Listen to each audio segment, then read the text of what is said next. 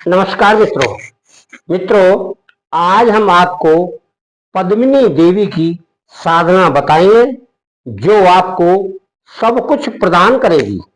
यानी आपके जीवन में जो आपको चाहिए वह वस्तु ला कर देगी और खाद्य पदार्थ भी ला कर देगी, परंतु आप उसे करेंगे संयम से, गुरु बनाकर करेंगे। गुरु मंत्र का जाप पहले एक बार माला कर लें, अपने साधना स्थल से अलग करें। साधना करनी कहाँ है आपको? साधना करने के लिए या तो आपका निजी कोई कमरा हो, उसमें आप अपने घर पे करें, या फिर शिव मंदिर में साधना करें। शिव मंदिर में साधना करेंगे आप तो शिव जी के सम्मुख होकर करेंगे और उस मंत्र का जाप करेंगे। पहले आप इसी प्रकार आप घर में भी करेंगे तो साधना आपको उत्तर मुख करना है। आसन एक बिछा लेंगे, सामने कोई लाल या सफेद कपड़ा बिछा लेंगे, उस पर मंत्र लिखेंगे पद्मिनी देवी का।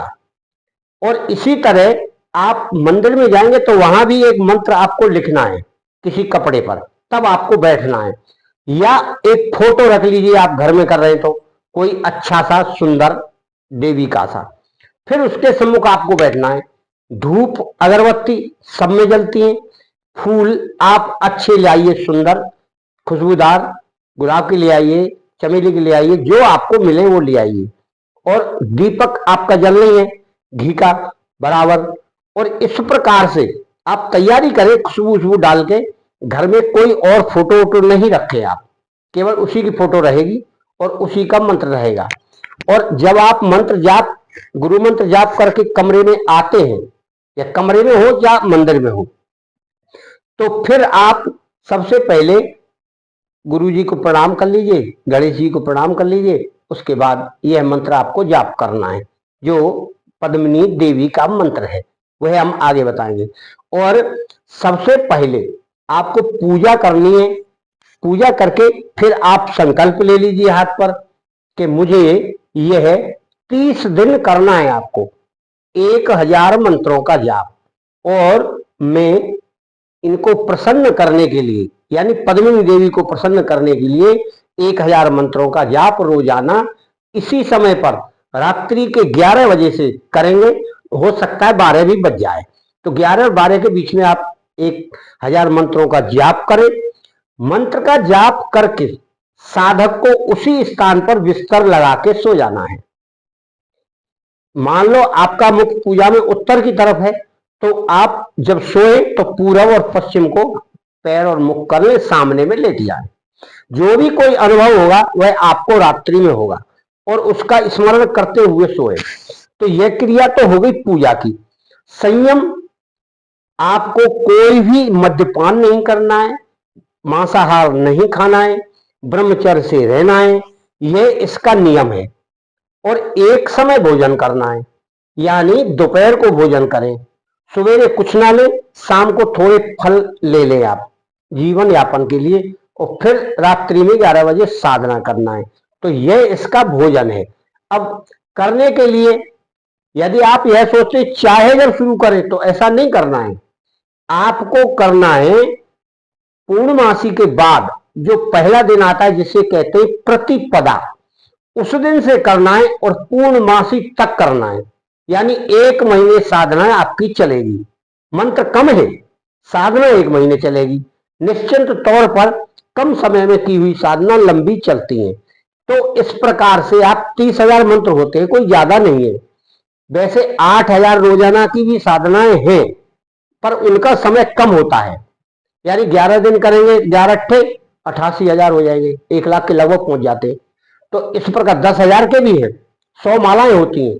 साधक को बहुत मेहनत करना पड़ती है। और इस साधना में केवल 1000 मंत्र यानी 10 माला जाप करना है। जब आप करते जाएंगे क्रिया में, पहले दिन आपको पूजन करना है। पूजन करने के लिए कोई मिठाई ले आई दूध से और फूल वगैरह ले आइए, जो आप उनको अर्पित करके पूजा करके फिर लीजिए संकल्प। संकल्प लेके साधना शुरू। इसमें कोई ज्यादा दिक्कत नहीं, जैसे और अप्सराओं की, यक्षिणियों की, देवियों की करते वैसे ही पूजा होना है। अपनी बात को इच्छा अनुसार गुप्त रूप से कहें। फिर आपकी साधना 30 दिन चलेगी। 30वें दिन यानी जिस दिन 30वां दिन है उस दिन आपको पूजा करना है। 1000 मंत्रों का जाप करेंगे, फिर पूजा करेंगे। फिर पूजा करने के बाद आपको पूरी रात यानी उसके बाद मंत्रों का जाप करना, बिना गिनती के माला आप जाप करते हैं। उसी दिन 30वें दिन ही वह देवी आएगी। देवी प्रसन्न मुद्रा में आएगी। आएगी तो आपसे बोलेगी और आपको कुछ खाद्य पदार्थ, खाने पीने की वस्तुएं भी देगी। आप उन्हें खाइए, स्वीकार करिए और वह आपके पास आकर पत्नीवत व्यवहार करेगी। कहेगी मैं आपके लिए यह सामग्री लाई हूं, आप इनका सेवन करें और आपकी भरपूर सेवा करूंगी। और साधक प्रसन्न होकर उनके साथ वैसा ही व्यवहार करेगा और साधक को अनेक प्रकार की वस्तुएं और आभूषण वह प्रदान करेगी और हर मन की इच्छा को पूरी करेगी। यानी साधक जो भी चाहेगा उसको वह वस्तु प्रदान करेगी। और चाहेगा साधक वैसे भी अपने लोक में और अन्य लोकों की सैर कराएगी।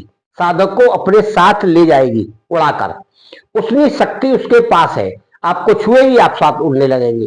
इस प्रकार की साधना करेंगे तो वह शक्ति आपको स्वयं प्राप्त होगी। परंतु एक साधना में बहुत ही बाध्यता है। वह साधक के साथ पत्नीवत रहकर कार्य करेगी, यानी उस प्रकार से रहेगी जैसे एक पत्नी कार्य करती है।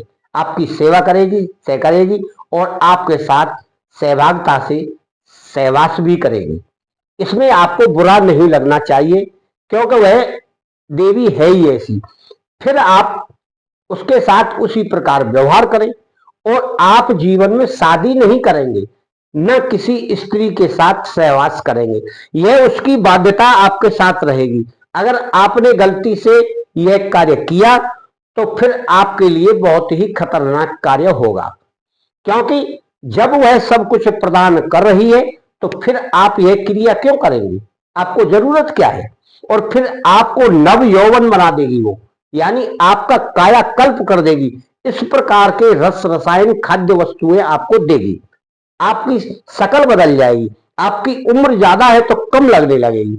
यह क्रिया आपको तब होगी जब वो सिद्ध होकर आपसे वार्ता करेगी। यह क्रिया होगी 30 दिन बाद। इसका मंत्र है यह। इसी मंत्र का विधिवत आपको जाप करना है और इसी मंत्र को चंदन से लिखकर सामने रखना है आपको किसी कपड़े के ऊपर, और सामने आपको लगाना है फोटो इस सुंदर स्त्री की। उसको मानकर कि यह पद्मिनी देवी है और आप उसे देखेंगे, पूजा करेंगे।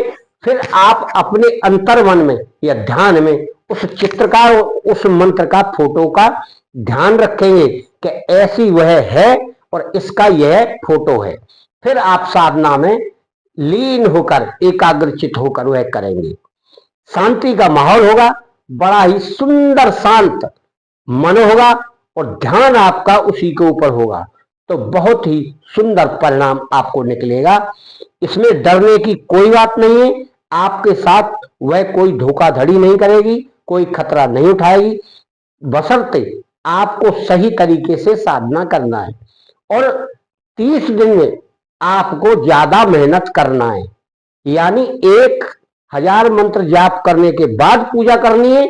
फिर आपको लगातार यानी ब्रह्म मुहूर्त तक मंत्र का जाप करना है, तब ब्रह्म मुहूर्त में ही वह आएगी। यह विशेष बात है। और वो आ गई तो फिर आप उसको याद करिएगा, तब वो आएगी। मंत्र का जाप करिए, आ जाएगी। वह मंत्र इस प्रकार का है, ओम ह्रीम आगच्छ पद्मिनी स्वाहा। इस मंत्र का करेंगे, आगच्छ मीन आना, और उसका नाम भी हम ले रहे हैं। तो इस प्रकार से वह उपस्थित हो जाएगी।